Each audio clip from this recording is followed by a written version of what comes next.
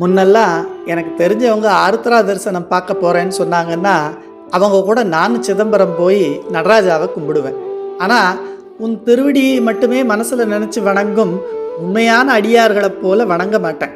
அவர்கள் இந்த உலகை பற்றியெல்லாம் விட்டது போல நானும் விட்டு, நடராஜா எனக்கு வேறு எதுவும் வேண்டாம், நீ மட்டும்தான் வேணும்னு கேட்காம ஏதேதோ வேண்டுதல்களுக்காகத்தான் சிதம்பரமே போவேன்.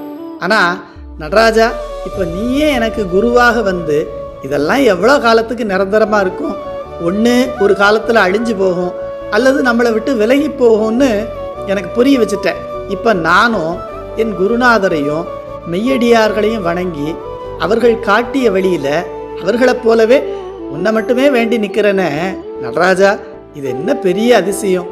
துதிப்பேன் பாதத்தவர் போல் தொலங்கி துதித்தவர் போல் மதிப்பேன் அலேன் நெஞ்சின் மாயங்கள் மாய மதித்த அன்பை பதிப்பேன் அலேன் மிக்க அன்பரை பற்றி பணிந்தடியில் உதிப்பேன் எவ்வாறு சொல் தில்லையுள்ளாடிய உத்தமனே.